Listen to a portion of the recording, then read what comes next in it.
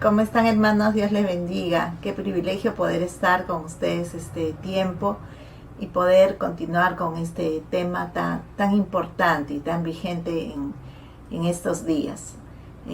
Es el juicio a las naciones que estamos tratando en estas semanas, y realmente es importante poder estar revisando y escudriñando la palabra en este tiempo. Hoy día vamos a ver en el libro de Jeremías, capítulo 49, versículo del 23 al 33, una palabra que el Señor da acerca de Damasco, de Kedar y de Azor. Entonces, sin más, vamos a la palabra. Oramos primero para que el Espíritu Santo nos guíe. Hermanos, no me es nada fácil poder compartir todo esto. Yo sé que es muy amplio este tema de esta palabra que el Señor da, tiene mucho alcance, y lo que le pido al Señor, al Espíritu Santo, es que me ayude a poder ordenar todo este tema y poder así transmitirlo. Vamos a pedirle en este momento al Señor que nos ayude, primeramente a mí, poder compartir todos los pensamientos, las cosas que el Espíritu Santo me ha estado dando a través de esta palabra, y que tu espíritu también pueda recibirlo para aquellas convicciones que Dios te trae y todo aquello que Dios sigue haciendo en tu vida para el propósito para el cual el Señor te ha llamado. Amén. Vamos a orar. Padre bendito Dios, en esta noche te damos gracias por tu bondad, por tu amor, tu misericordia, que son, Señor, eternas y son grandes. Nos cubrimos con la sangre de Jesucristo. Y te pedimos, bendito Dios, que tu Espíritu Santo nos guíe al conocimiento de toda verdad, nos ayude a comprender lo que tú nos quieres enseñar en esta tarde, Señor, y nos ayudes a aplicarlos a nuestro espíritu, para que, Señor bendito Dios, seamos nosotros, Señor, teniendo ese legado de tus estatutos, tus preceptos, Señor, tus decretos, Padre, y tus testimonios, Señor, que son reales, bendito Rey, para poder nosotros discernir, así como dice tu palabra, entre lo santo y lo profano, entre, Señor, aquello, Señor bendito Dios, que es blanco, que es negro, Señor, y poder nosotros, Señor, servirte, Padre, como tú, Señor, te lo mereces. Te damos gracias, papito lindo, en el nombre de Jesús. Amén, amén, amén. Entonces vamos sin más a esta palabra, que es un juicio muy fuerte sobre la ciudad de Damasco, y vamos a leer la escritura. Dice, profecía sobre Damasco. Jeremías 49:23 dice, acerca de Damasco: Hamat y Arfat se avergonzaron porque oyeron malas noticias, se derritieron en aguas de ansiedad y no lograron sosegarse. Damasco se desmayó, se dispuso a huir, y le tomó temblor y angustia, y se apoderaron de él dolores como de una mujer que está de parto. ¿Cómo abandonaron la ciudad tan alabada, la ciudad de mi gozo? Por tanto sus jóvenes caerán en las plazas, y todos los hombres de guerra morirán en aquel día, dice Jehová de los ejércitos.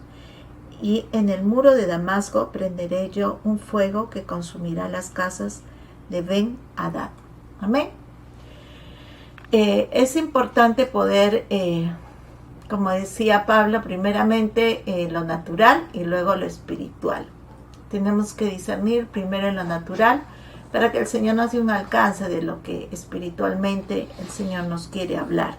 Entonces, para eso tenemos que entender, vamos al mapa de Damasco, ¿Qué es Damasco? ¿Qué significa para Dios Damasco? Damasco es la capital en este momento de Siria. De parte del imperio asirio, ¿no? Estábamos viendo las semanas pasadas los juicios contra Edom, los juicios contra Moab, los juicios contra Amón, y este reino arameo, ¿no? Quedaba al norte de estas ciudades que el Señor está lanzando, ¿no? En los versículos anteriores también una palabra de juicio contra ellos. Esta capital de Damasco, como les digo, actualmente la capital de Siria. Siria era conocida anteriormente como Aram. Ahora, ¿quién era Aram? Aram era el quinto hijo de Sem. Ustedes recordarán, Sem era hijo de ¿quién? Era hijo de Noé. Noé, uno de sus hijos, ¿no? Era Cam, el otro era Sem y el otro era Jafet.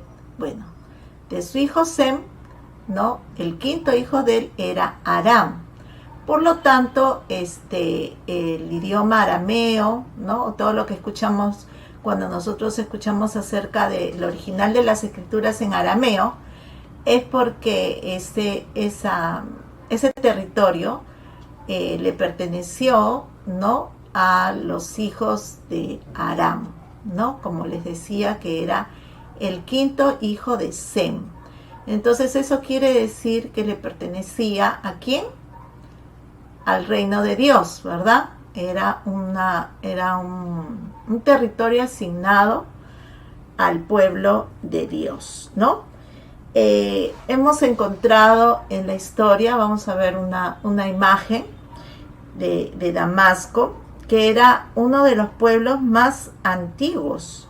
Se consideraba que el mundo comenzó allí, en Damasco, y que allí iba a terminar. Imagínense qué importante era esta ciudad de Damasco, ¿no? Esta ciudad se halla en medio de una llanura fértil rodeada por montes del Antilíbano.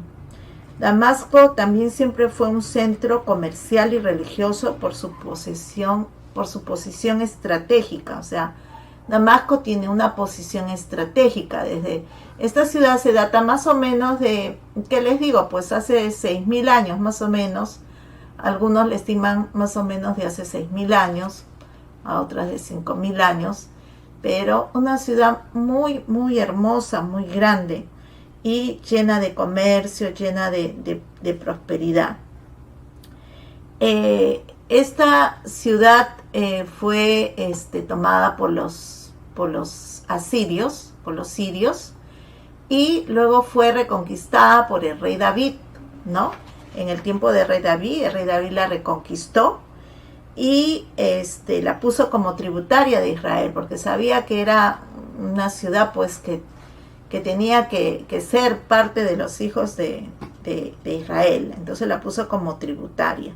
Eso lo podemos encontrar si queremos revisarlo en 2 de Samuel 8 del 5 al 6, pero no vamos a leerlo porque tenemos muchas más cosas que compartir. Si quieren leerlo, ahí tienen el versículo. Pero lo que sucedió es que en el tiempo de rey Salomón, recuerdan que el Señor le dice que todo su reino va a ser quitado cuando él peca contra Dios, ¿verdad? Y Dios le lanza juicio a Salomón y le dice que de todo lo que le había dado solamente le iba a dejar un reino, ¿no? Una porción del reino. Entonces ahí es donde entra el rey Rezón, ¿no? Que se revela a Salomón y fue hecho rey de Damasco. Entonces nuevamente vuelve a tomar esa ciudad los sirios para dominarlos, y este rey se hace de ese lugar tan hermoso. Vamos a poner unas imágenes de algunas ruinas antiguas de Damasco, ¿no? ¿Esa puerta? Sí, vamos a ver ahora. Esta es una puerta de la ciudad antigua de Damasco. Yo quiero que observen la parte del medio del símbolo, porque es importante ver la simbología para poder identificarnos. Yo quiero que vayamos al libro de Isaías, capítulo 7, ¿no? Vamos al libro de Isaías, capítulo 7, porque es... 36. ¿Qué capítulo?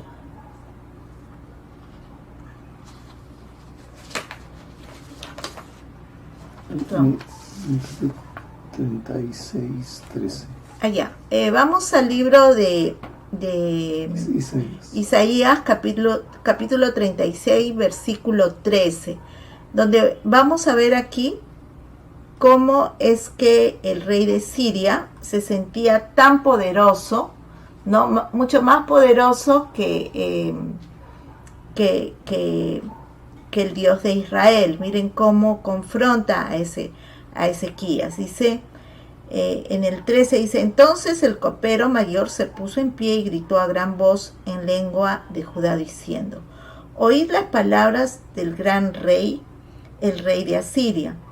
El rey dice así, no os engañes Ezequías, porque no os podrá librar, ni os hagáis Ezequías confiar en Jehová, diciendo, ciertamente Jehová nos librará y nos entregará esta ciudad en manos del rey de Asiria.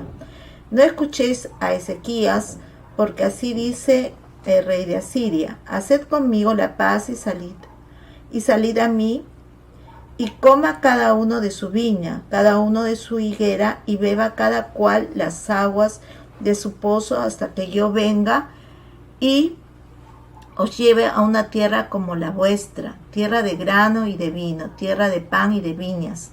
Mirad que no se engañe Ezequías diciendo, Jehová nos librará.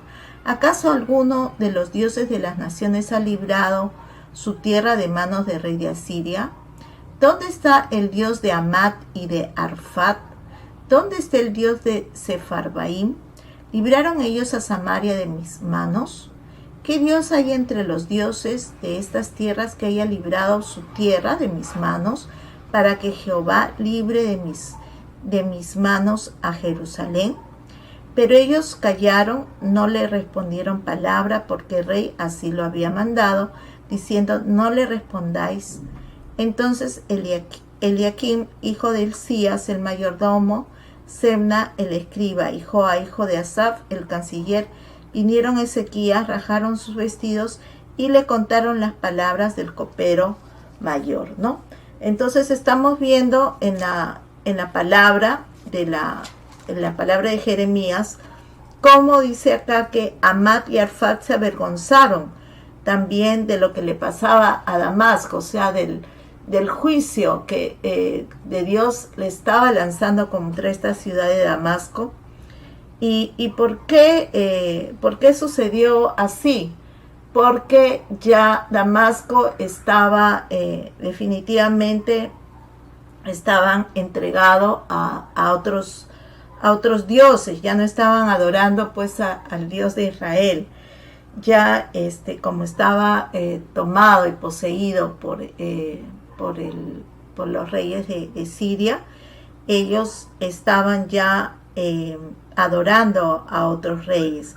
Entonces, cuando el Señor lanza este juicio, la gente de Damasco empieza a huir. La gente, cuando ve el juicio de Dios venir sobre esta tierra, no nos olvidemos que esta tierra de Damasco era una tierra muy fértil, era una tierra muy próspera. Sin embargo, cuando pasa todo esto y viene el juicio de Dios, viene todo este temor, toda esta angustia se apodera de la ciudad de Damasco, y le viene a todo este pueblo dolores, dice, como dolores de una mujer que está de parto, ¿no? Dicen, ¿cómo abandonan la ciudad tan alabada, la ciudad de mi gozo? Entonces eso quiere decir que era una ciudad tan hermosa, tan prosperada por Dios, que llegó a ser una ciudad en la que Dios se gozaba, ¿no? Dice que era la ciudad de su gozo, ¿no? Dice, por tanto sus jóvenes caerán en plazas y todos los hombres de guerra morirán en aquel día, dice Jehová de los ejércitos, ¿no? Entonces acá hay una expresión de Dios. Entonces es como decir, si está abandonada, eso quiere decir que no hay nadie que interceda por esa ciudad. Si hubiera habido alguien, si hubiera habido todavía un remanente del pueblo de Dios que se pusiera a orar por Damasco, ¿no? Y no la dejaran abandonada, entonces no hubieran desmayado de esa manera. Tal vez Dios hubiera tenido misericordia de ellos, ¿no? Pero cuando viene el temor, el terror, ¿no? De los pueblos que van tomando Damasco. Damasco era cabeza de naciones. ¿Y qué pasa? Cuando Siria y los asirios toman Damasco, la subyugan y la ponen debajo de ellos. Entonces, en vez de haber habido en ese momento gente que interceda, que ore, que le pida a Dios, ¿verdad?, que los libre de mano de los opresores, empiezan a oír, la gente empieza a dejar la ciudad. Por eso es que el Señor dice, ¿cómo abandonan la ciudad tan alabada, la ciudad de mi gozo? ¿No? Qué tremendo, ¿no? O sea, como una queja. A pesar de que sí, había un juicio de Dios allí, había, ¿no? Dios estaba demandando algo de ahí, de esa ciudad de Damasco. El Señor está expresándose de esa manera porque si ellos volteaban sus ojos a Dios, las cosas podían cambiar, ¿no? Bastaba uno solo que se pusiera, como dice la palabra, en la brecha para que Dios no destruya la tierra y Dios iba a ir desde los cielos. Pero como la dejaron, la abandonaron, ¿no? El Señor dice, por tanto, sus jóvenes caerán en las plazas y todos los hombres de guerra morirán en aquel día, dice Jehová de los ejércitos. Eso quiere decir que cuando el pueblo de Dios no reconoce su maldad, no reconoce su pecado delante de Dios, ¿no? Aún la gente de guerra, los guerreros, ¿no? Podríamos hablar de los guerreros en la natural, podría ser los ejércitos, ¿no? Pero también podría ser la gente de guerra, los intercesores, ¿no? Entra el temor, el pánico, todos entran en ese pánico, en ese temor, en ese espíritu, ¿no? De que ya están derrotados, ¿no? Y ¿qué pasa? Empiezan a huir, empiezan a salir, empiezan a dejar la ciudad. Yo quiero que veamos un reporte que es bien interesante de lo que actualmente está pasando en la ciudad de Damasco. Pareciera que los juicios, ¿no?, que se dieron en el tiempo de Jeremías, ¿no?, que definitivamente esos juicios cayeron sobre Damasco. ¿Por qué? Porque Damasco nunca más desde ese tiempo se volvió a levantar como cabeza de naciones, sino que ahora es capital de la nación de Siria, pero no es cabeza, o sea, no es el nombre de la ciudad no se llama Damasco, sino que es la capital. El nombre de la ciudad se llama Siria. Entonces vamos a ver la repercusión, ¿no? Lo que está pasando actualmente con Damasco por causa de este suceso que Jeremías comenta aquí. Vamos a ver. El cese fue. Ah, sí. El video es.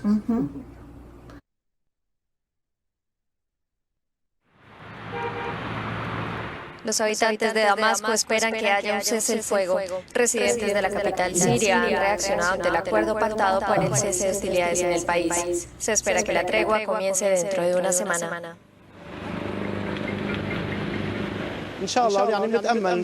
Esperamos que llegue la paz a todas las regiones de nuestro país y que los bombardeos y el asedio terminen.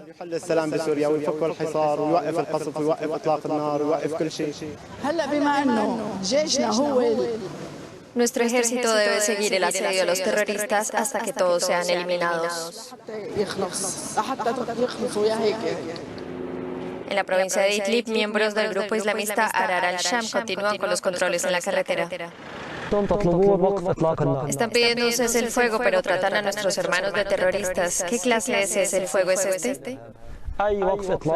Están peleando contra nuestros hermanos. No puedo aceptar esto. Desde 2011, que comenzó la guerra en Siria, 470.000 personas han muerto y 11 millones han sido desplazadas. A estas cifras se suman los millones que siguen atrapadas en el país por los combates. Actualmente, miren esto, a partir del año 2011 empezó nuevamente el fuego allí en Damasco y 470.000 personas han fallecido, ¿no? Y 11 millones han sido desplazadas. Eso quiere decir que han salido de ahí, de ese lugar, están esparcidas por todos, por todos lados. Y es tremendo lo que está pasando, porque hay una confrontación entre los aquellos que les llaman ¿no? los terroristas, ¿no? Pero ellos mismos, los terroristas, no permiten que se les diga terroristas, porque dicen que están afrentando a sus hermanos de esa manera. Sin embargo, el ejército de Damasco, el pueblo lo que está pidiendo es que venza a aquellos que los han subyugado, que es el terrorismo, ¿no? Y eso es lo que acá en la palabra dice, ¿no? Que es lo que va a pasar.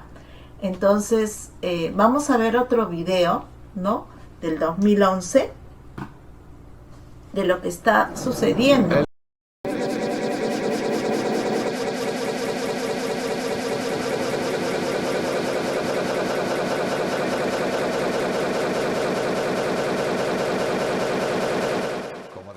Los cazas del régimen han bombardeado los suburbios del este de Damasco. Al menos unas 60 personas habrían muerto. La televisión estatal ha dicho que varios civiles han fallecido en un atentado con coche bomba mientras se celebraba un funeral.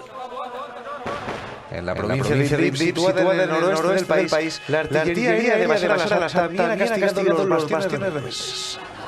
Al parecer, en el ataque han perecido una decena de personas, pero al no haber presencia de periodistas extranjeros, por el momento no podemos confirmar esa información. La intensificación de la violencia en los últimos meses está provocando un éxodo masivo a los países fronterizos. Desde el viernes han cruzado Jordania unos 10.000 refugiados. Vemos la palabra del Señor que, de hecho, que se cumplió en los tiempos donde Jeremías está soltando la palabra. Pero esa palabra en el 2011 se vuelve a cumplir. Eso quiere decir que los juicios de Dios en los últimos tiempos se están volviendo a cumplir en aquellos lugares donde no se ha levantado realmente un cambio, donde no ha habido un arrepentimiento, donde no ha habido una intercesión para que Dios traiga perdón por las cosas que pasaron antiguamente. ¿Por qué? Porque estos juicios de las naciones, como podemos ver, como estamos analizando todas estas semanas, se dieron, ¿no? Y en la actualidad se están volviendo a repetir, se están volviendo a dar. Ahora, acá hay algo muy interesante y muy curioso, porque acá dice en el versículo 27 de Jeremías 49, dice así: en el muro de Damasco prenderé yo un fuego que consumirá las casas de Ben-Hadad, ¿no? Cuando empezamos a revisar quién es Ben-Hadad o qué cosa es Ben-Hadad, nos encontramos con algo tremendo. Porque Ben significa hijo de Hadad, ¿no? Hijo de Hadad. Y nos encontramos con que Hadad es una deidad adorada o venerada ahí en Damasco, ya durante muchísimos siglos. Nosotros vamos a ver en este momento la imagen de lo que representaba esta deidad que era adorada, la llevaban en andas, tenía 4 cuernos En la cabeza tenía un hacha en una mano y en la otra mano tenía como unos palos, ¿no? Esta deidad, Ben Hadad, o mejor dicho, hijo de Hadad, está el Señor diciendo que va a destruir los muros de esta ciudad, ¿verdad? Y vamos a ver que este Dios era considerado para ellos. Miremos qué increíble semejanza de algunos dioses que se adoran en todo lo que es el andinismo acá en Perú. Dice que este Dios es el Dios del trueno y la lluvia, que hace crecer las plantas o las destruye. En la mitología siria y en la aramea es hijo de Anu, ¿no? Anu era el dios de los cielos, ¿no? Miremos, esta es la deidad andina que se adora acá, el dios de los báculos. Miren el parecido. Y también era considerado en Egipto como Set, ¿no? Sabemos que Set allí en Egipto era adorado como un dios. Los egipcios lo adoraban, los griegos lo adoraban como Zeus y los romanos como Júpiter. En la cultura mesopotamia también a este dios Hadad lo referían como Ishkur, hijo de Anu. Y Anu, como les decía, era el dios de los cielos, el señor de las constelaciones, el rey de los dioses, ¿no? Y su esposa se llamaba Ki, K-I, ¿no? Esta diosa era considerada la diosa madre, la que fertilizaba la tierra, era considerada la diosa de los granos, de la fertilidad del cultivo, y junto con ellos se le veneraba también a Dagón, el dios de los filisteos, ¿no? Recordemos a este dios Dagón, que era un dios marino, el dios de los filisteos, que en algún momento lo hemos reconocido como el dios Huiracocha. Ahora, esta diosa Anu era la parte femenina del dios del dios An, ¿no? Le llamaban Anki.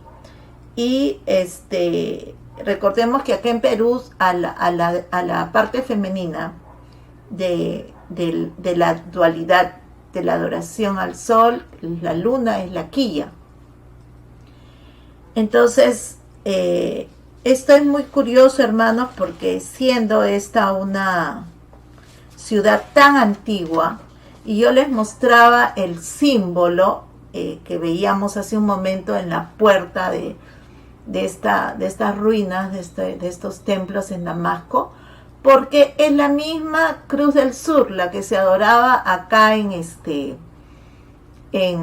al sur de Perú, en lo que es Puno, en lo que es Cusco, lo que le llaman la Chacana, lo que le llaman la Cruz del Sur, ¿no? Entonces,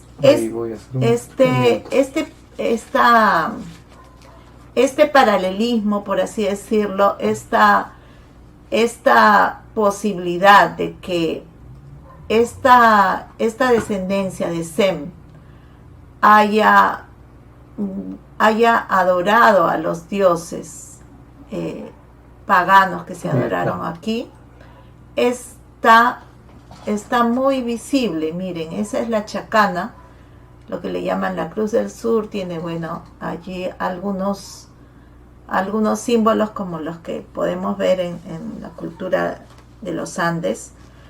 Entonces estamos en un juicio que Dios le lanza a una ciudad muy antigua, pero que aparentemente está teniendo la adoración a la misma deidad que nosotros hemos estado queriendo levantar como nación el 24 de junio. El 24 de junio ha sido la adoración a la Pachamama, al Inti Raymi, ¿no? Porque se adora a las dos deidades juntas, o sea, el dios masculino, ¿no? Que es el Huiracocha, tiene su parte femenina, ¿no? Son dioses duales, o sea, son hombre y mujer. Tiene una representación masculina, pero también tiene una representación femenina. Entonces, la gran pregunta es, ¿de dónde sale toda esta idea de ideología de género donde quieren mezclar, ¿no? En la genética, no solamente el hecho de poder ser hombre o decidir si eres hombre o si eres mujer, sino que también se está llevando a querer decidir si eres mitad ángel, mitad ser humano, mitad demonio, mitad ser humano, mitad animal, mitad ser humano, como esta deidad que hemos visto que tiene cuernos como de toro, pero parece un hombre y es alabada y es venerada, porque justamente tiene que ver con todo eso, ¿no? Con la hibridación, con lo que propone todo este tema de los progres, ¿no? Que nosotros estamos viendo. Entonces, es importante darnos cuenta que es muy posible que toda esa maldad que ha salido de las deidades de acá, de nuestra nación, haya estado influenciando sobre las naciones del mundo, ¿no? Y la gran pregunta es, si Dios lanzó juicios tan fuertes contra ciudades específicas por causa de la adoración a estas deidades, yo me pregunto, ¿nuestra nación ya dejó de adorar a estas deidades? ¿O todavía continuamos como un asunto cultural de repente, como un asunto de tradición, como un asunto de costumbre, como un asunto de atracción turística? Pero quiero decirles que lo más afectado en todo lo que es actualmente la economía en el Perú es justamente el aspecto de servicios. Y el aspecto de servicios mayormente en lo turístico está siendo muy, muy afectado, ¿no? Entonces, hermanos, las cosas que nosotros vemos en lo natural, ¿no? Es porque ya los juicios de Dios se están desatando contra estas deidades nuevamente. O sea, Dios está, como diciendo, ajustando, ¿no? Ajustando en los pueblos, en las naciones, que la gente se arrepiente y se dé cuenta de la maldad que han estado haciendo. Yo quiero ir al libro de Isaías, capítulo 7, porque es bien interesante. O sea, yo me he quedado sorprendida de ver cómo la palabra del Señor tiene una secuencia tan interesante cuando nosotros empezamos a escudriñarla, a revisarla. Y después del llamamiento que viene a Isaías, donde Dios, en Isaías 6, donde Dios toma un carbón encendido, ¿verdad?, del altar con los ángeles, le pone en los labios a Isaías, y Isaías recién dice, uy, muerto soy porque siendo un hombre de labios inmundos mis ojos han visto al rey. En ese momento cae postrado como muerto, ¿no? Y ahí, en ese momento, cuando es limpiado y purificado y cambiado sus vestiduras, el Señor le hace la pregunta, ¿a quién enviaré? Entonces Isaías recién se siente listo y dice, bueno, Señor, si no tienes a nadie a quien enviarme, envíame a mí, ya estoy listo, ya me siento dispuesto para ir, ¿no? Pero miren lo que pasa en Isaías capítulo 7. Dice así, aconteció en los días de Acaz, hijo de Jotán, hijo de Usías, rey de Judá, que Resín, rey de Siria, y Peca, hijo de Remaelías, rey de Israel, subieron contra Jerusalén para combatirla, pero no la pudieron tomar.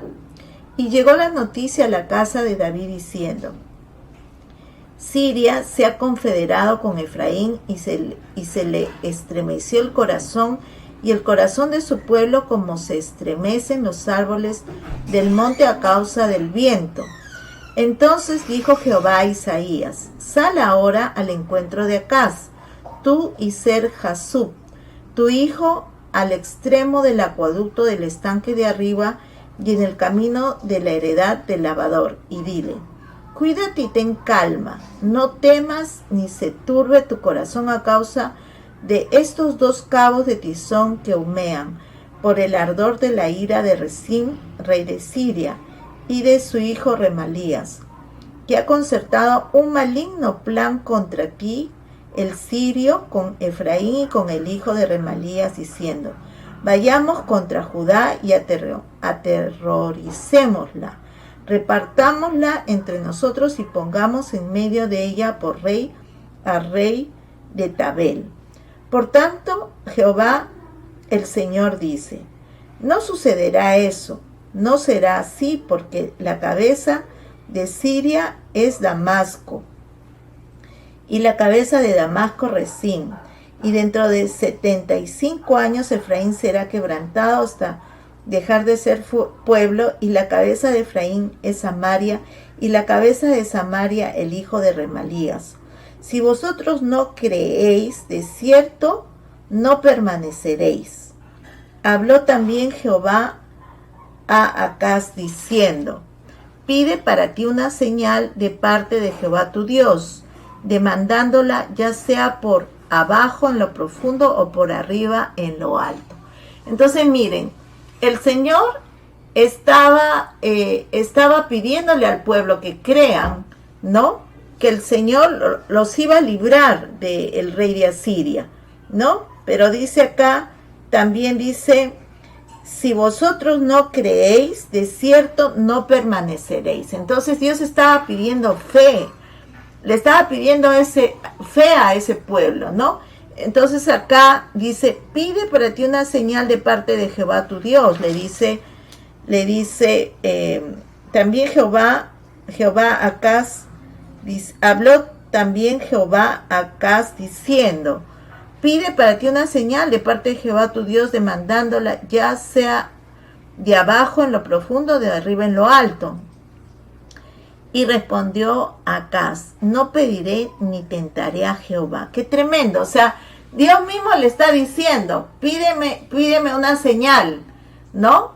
Pero Acaz, ¿no?, le dice: no lo voy a hacer, ¿no? No voy a tentar al Señor, no lo voy a tentar, diciéndole: dame una señal. ¿Qué quiere decir eso? Que Acaz tenía que creer, o sea, tenía que saber en qué Dios estaba creyendo. Tenía que tener fe en Dios sin necesidad de una señal, ¿no? Entonces, es importante que en los momentos difíciles nosotros no necesitemos de señales de Dios, sino que necesitemos de la palabra que el Señor nos ha dado, sea lo suficiente. Y miren lo que dice acá: no pediré ni tentaré a Jehová. Dijo entonces Isaías: oíd ahora, casa de Israel, no os basta con ser molestos a los hombres, sino también lo seáis a mi Dios. ¡Wow! ¡Qué tremendo!, ¿no? Entonces dice: por tanto el Señor mismo os dará señal, ¿no? Entonces, él no le había pedido señal, pero Isaías dice: no le pidan a Dios señal, ¿no? O sea, ustedes no solamente molestan a los hombres, sino también quieren molestar a Dios. Sin embargo, ¿no?, acá el Señor igual quiere dar una señal. Y miren qué tremenda esa señal, dice: por tanto el Señor mismo dará una señal. La Virgen concebirá y dará a luz un hijo, y le pondrá por nombre Emmanuel. Comerá mantequilla y miel hasta que sepa desechar lo malo y escoger lo bueno, porque antes que el niño sepa desechar lo malo y escoger lo bueno, la tierra de los dos reyes que tú temes será abandonada. ¡Qué tremendo! Una señal. ¿Cuál era esa señal? Un niño, ¿no? Más adelante dice: porque un niño nos ha sido dado, y el principado sobre su hombro. Entonces, esa señal permanece hasta ahora. si nosotros tuviéramos delante de nosotros un pueblo tan aguerrido como los sirios o los asirios, porque muchos dicen que los sirios salen de los asirios. Ahora, en las investigaciones que el Señor nos ha permitido hacer, es increíble ver cómo había un pueblo que le llamaban los sirios. Los sirios era un pueblo que estaba al norte de Perú, que colindaba con Ecuador. Este pueblo era tan cruel, tan sanguinario, que eran reducidores de cabezas, que eran caníbales, y la gente le tenía mucho terror. En las crónicas se habla acerca de estos sirios, que eran hombres muy grandes, muy gigantes, que se comían a la gente, y como les digo, entre sus deportes de hobby tenía a reducir cabezas, ¿no? Pero démonos cuenta de la parte que en lo natural estos sirios tienen que haber sido unos híbridos, tienen que haber sido unos gigantes, una raza de gigantes, de filisteos, ¿no? Que atemorizaban a la gente a tal punto que la gente les tenía pánico, les tenían terror y les tenían pavor, ¿no? Pero qué curioso, porque reducían cabezas. Damasco era cabeza de naciones y llegaron a reducirlo a que sea la capital de los sirios. Era tan grande, es una ciudad tan hermosa. Si ustedes pueden googlear y entrar y revisar toda la historia de Damasco, es que no tendría tiempo yo para en este momento poderles explicar lo hermosa, lo bella, lo fructífera y lo maravillosa que era esta ciudad. Sin embargo, ¿no? Estos sirios llegaron a subyugarlos, ¿no? Estos reyes, estos sirios. ¿Por qué? Porque estos se manejaban con estas deidades. Estos sirios se manejaban con estas deidades. Yo quiero que entendamos.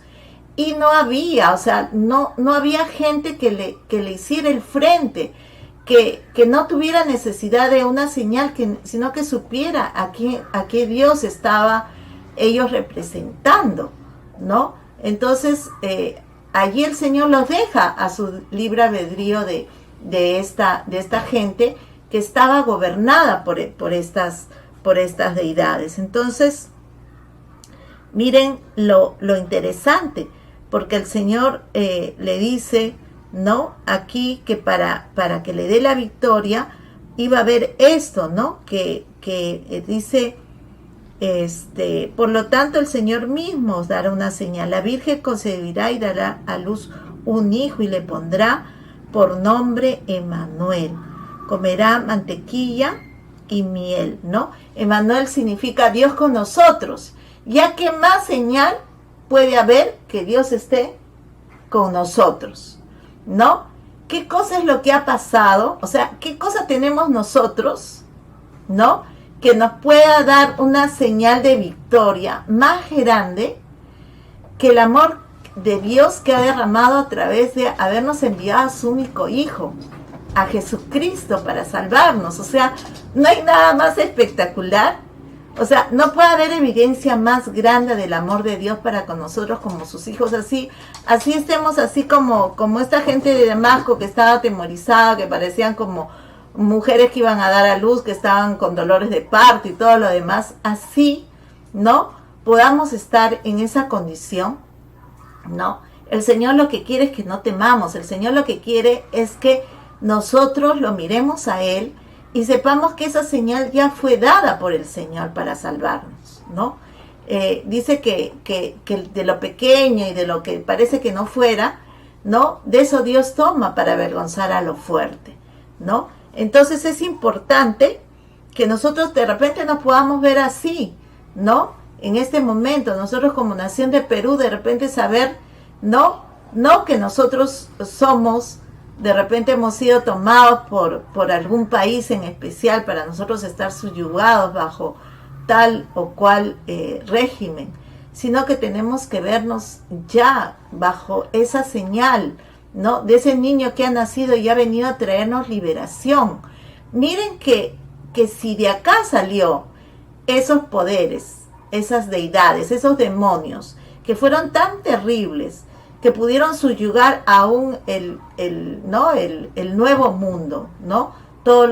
todo lo que representa Mesopotamia, todo lo que representa Siria y todos esos países que estamos viendo, y el Señor, cuando moría en la cruz, estaba pensando en eso, estaba pensando, porque la cruz justamente tiene el símbolo de la chacana, y el Señor estaba ahí derramando su sangre, estaba pensando en que tenía que redimir a toda la creación desde que comenzó esta maldad de estos demonios, de que estos demonios se manifestaran a tal punto que hicieran que la gente temblara, que la gente le tenga miedo, que la gente deje de poner su confianza en Dios y pensara que los demonios son más fuertes, más poderosos que Él.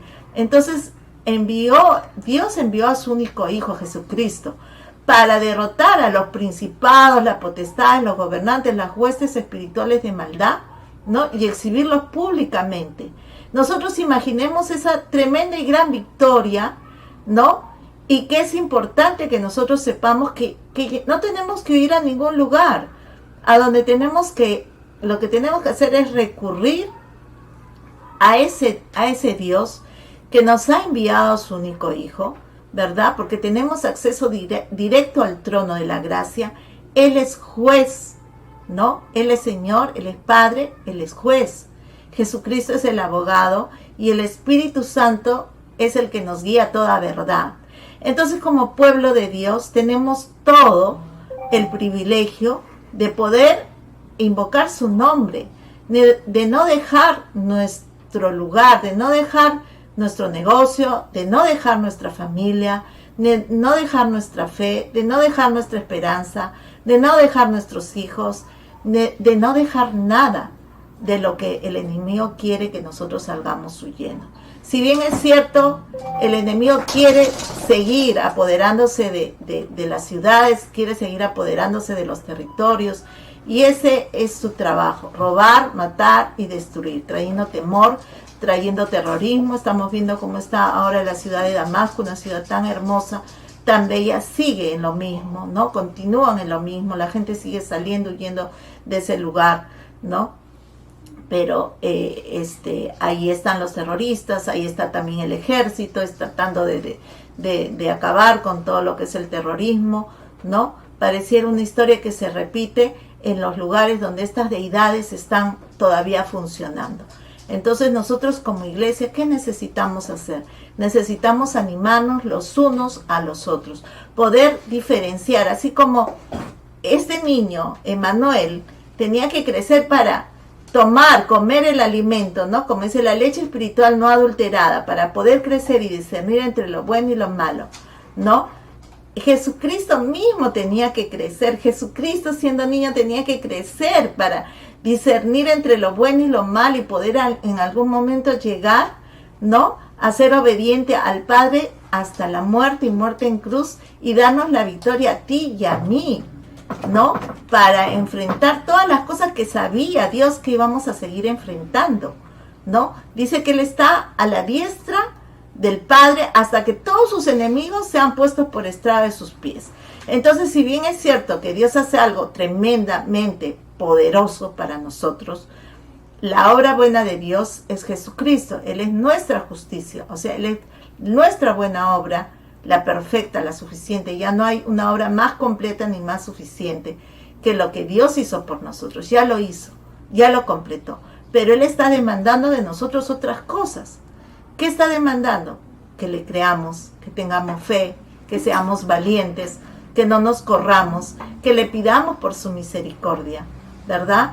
Podemos pedir por misericordia si nuestra familia en algún momento se pactó con esos ídolos, con esos demonios, que de hecho todas las familias, creo, de Perú, en algún momento, por tradición, por costumbre, por estar aburridos o lo que sea, hemos caído en ir a las ruinas, en estar, no sé, haciendo algún ritual, ¿no? Poniendo alguna piedra, invocando, poniendo alguna vela, haciendo alguna de esas cosas que se hacían, ¿no? Para estos dioses paganos. Entonces necesitamos nosotros reconocer primeramente nuestro pecado, ¿no?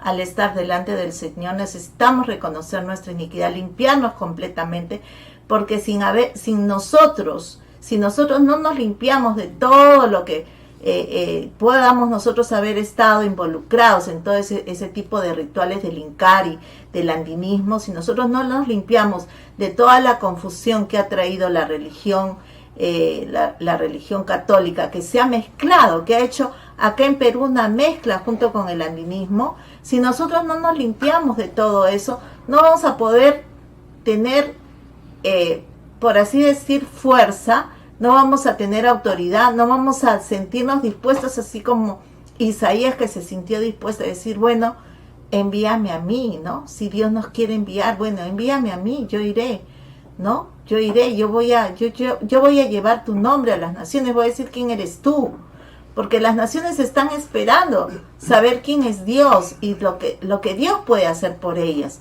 No solamente tu vecino, no solamente tu familia, no solamente tu hijo, no solamente tu papá, tu mamá, quien tú le hayas predicado, no solamente ellos necesitan saber el poder de Dios por tu testimonio, sino que las naciones están hambrientas, quieren saber lo que Dios puede hacer por ellas, ¿no? Yo sé lo que Dios puede hacer por esta nación, lo hemos visto y lo mismo que Dios ha hecho lo puede volver a repetir nuevamente, porque para Él no es nada los gobernantes, Él quiere reinar sobre esta nación, porque Él está sobre nosotros. No importa que todavía como pueblo de Dios no seamos la gran mayoría, pero lo importante es que si nosotros estamos bien delante de Dios, Dios nos va a escuchar, Dios va a escuchar nuestro clamor, Dios va a traer victoria sobre nosotros, amén.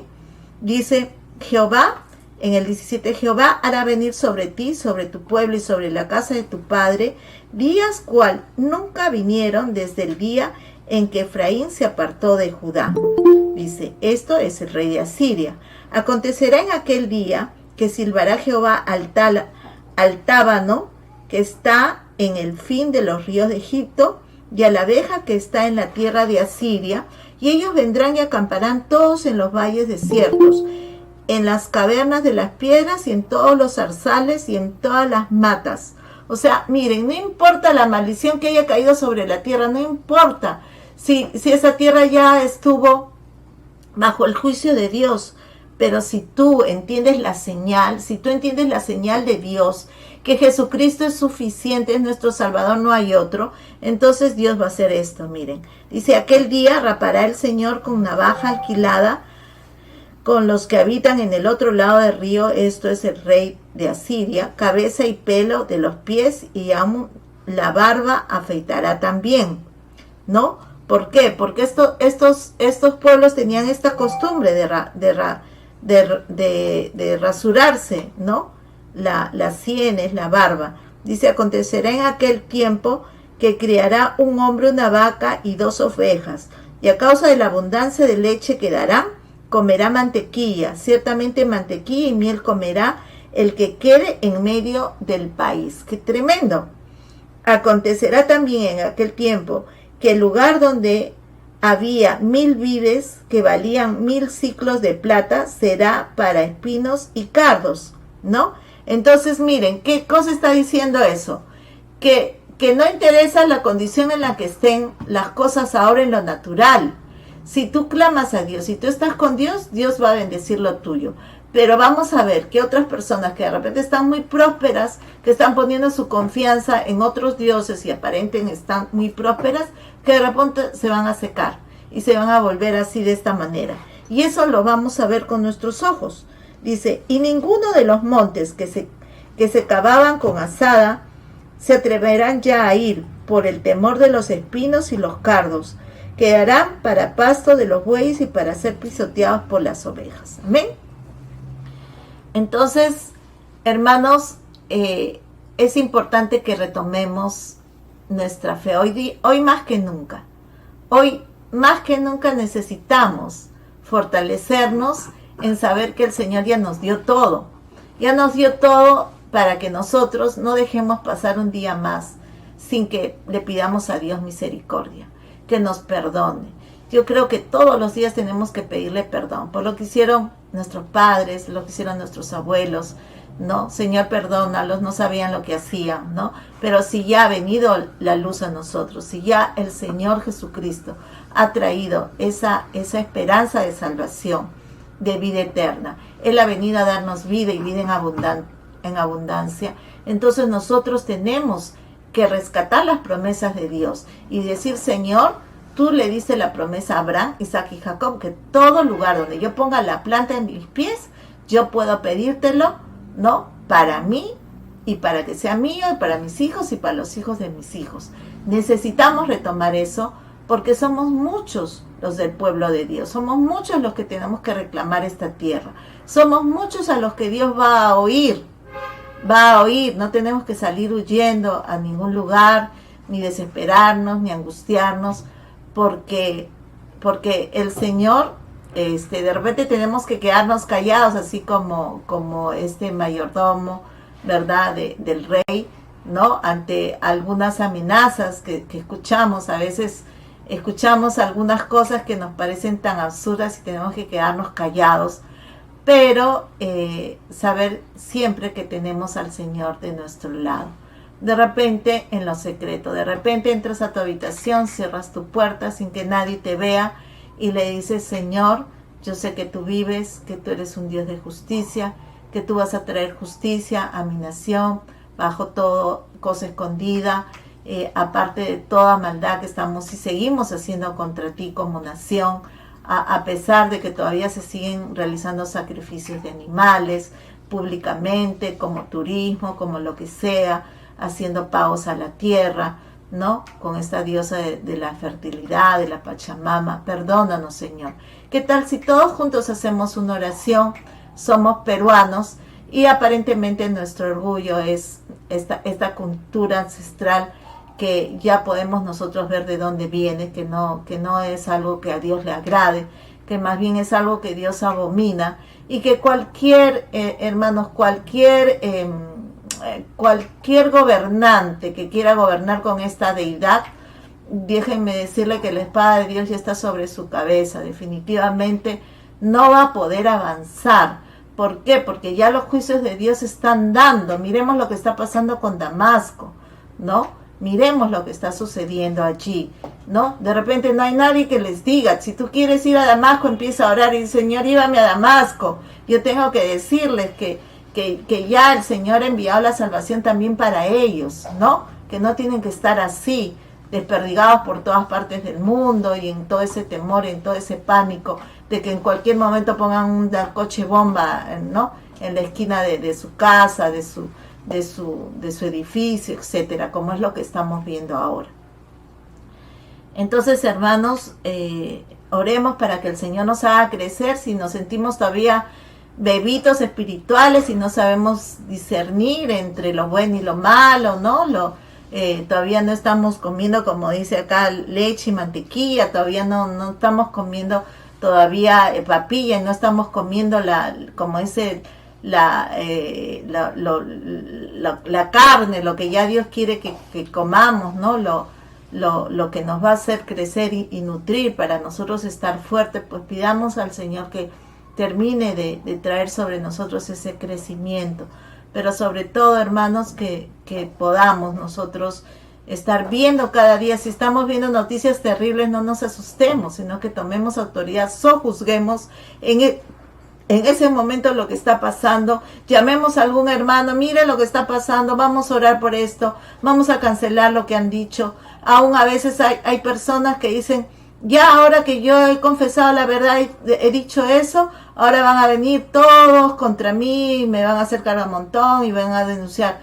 Ellos mismos se están condenando. Entonces nosotros cuando vemos eso, yo digo, pobrecito, no sabe lo que está haciendo, más bien vamos a orar por esa persona para que el Señor le libre hasta de sus propias maldiciones que se ha lanzado contra él mismo, ¿no?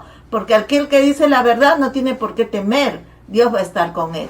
Pero hay personas que hacen lo bueno, pero temen porque no le conocen a Dios, ¿no? Y tienen temor de que venga represalia sobre ellos. Entonces nosotros tenemos que ver esas cosas y tenemos que orar por aquellos que están haciéndole bien a nuestro país.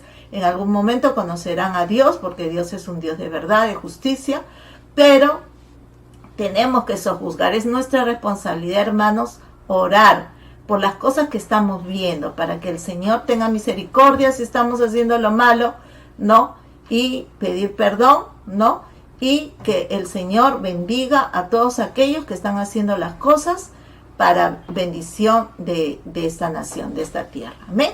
Vamos a orar, hermanos. Padre, bendito Dios, en esta noche, Señor, estamos delante tuyo, Padre, reconociendo que Señor, tu amor y tu gracia, lo que tú has hecho en la cruz del Calvario es tan grande que no podemos comprenderlo porque somos humanos, somos finitos. Muchas veces estamos preocupados de solamente nuestra casa, nuestro negocio, nuestros hijos, nuestro entorno. Y no nos damos cuenta, Señor, de cómo sufre la gente que no te conoce, cómo sufre la nación entera, Señor. Porque, Señor, así como Jesucristo estaba muriendo ahí en la cruz, y veía a la gente toda la maldad que le habían hecho, y él intercedía por los pecadores, Señor, diciendo, Señor, perdónalos, porque no saben lo que están haciendo. Así, Señor, ahora levanta una iglesia que sepa lo que está pasando, Señor, y hace una iglesia como tú, Señor, eras, Padre, que no juzgabas, sino que oraras por los transgresores, por los pecadores, Señor, y decirle, Señor, perdónalos. No saben, no tienen ni idea de lo que están haciendo, de la maldición que están trayendo sobre nuestra tierra, cómo siguen derramando sangre inocente, cómo siguen derramando sangre de animales, cómo siguen haciendo pacto con la luna, con las estrellas, con el sol, con la tierra, manchando nuestra tierra una y otra vez y no teniendo temor de ti. Señor, pero tú estás esperando, Señor, de que tu pueblo sea el que se levante, que tu pueblo, Señor, entienda, Padre, que sojuzgue la tierra, así como Adán y Eva le dices esa responsabilidad y esa autoridad, Señor. Y necesitamos en este tiempo, Señor, escudriñar tu palabra a tal punto que tu Espíritu Santo nos hable y nos convenza, Señor, lo mal que estamos como individuos, como personas, como nación o como familia. Ayúdanos, Señor. Mira si en nosotros hay camino de perversidad y guíanos por las sendas de la vida eterna. Ayúdanos, no queremos ser niños espirituales, que no discernimos entre lo bueno y lo malo, lo santo, lo profano, lo pagano, lo inmundo. Señor, ayúdanos, realmente necesitamos que nos libres de toda cautividad, de toda venda en los ojos, de toda atadura que el enemigo pueda habernos puesto, Señor, como nación, todo orgullo falso, Señor Padre, porque hay mucho pueblo que necesita ser liberado, Señor, que necesita ser sacado de esa condición de espinos, de abrojos, de la tierra que no produce y no les trae bendición, Señor, cuando trabajan en sus labores, Señor. La nación está clamando, la creación entera está clamando, Señor, por la manifestación gloriosa de los hijos de Dios. Señor, y yo declaro en el nombre de Jesús, Señor, que tus hijos, Señor, bendito Dios, se van a levantar, Señor, como ese pueblo glorioso, Señor, como ese pueblo glorificado en tu verdad, Señor, santificado, Señor, en tu palabra, Señor, bendito Dios, que tú, Señor, vas a tomar ese carbón encendido de tu altar, Padre, y en esta noche vas a poner a cada uno de tus hijos para que ellos hablen, Señor, hablen tu palabra, no tengan temor, Señor, de dar tus testimonios, tus estatutos, tus preceptos, tus mandatos, porque son reales, son verdaderos, son eternos desde la eternidad, que hasta la eternidad tú vas a ser el mismo, Señor. Y si no fuera por tu misericordia, ya hubiéramos sido consumidos, Señor. Pero tú estás todavía paciente, esperando, Señor, arrepentimiento de todos nosotros, Padre. Empezando desde los que nos gobiernan, Señor, hasta lo último, Señor, bendito Dios, de todo lo que significa, Señor, bendito Dios, nuestra conducta delante de ti, Señor, y nuestro desarrollo como sociedad, como familia. Padre, te pedimos por nuestra nación.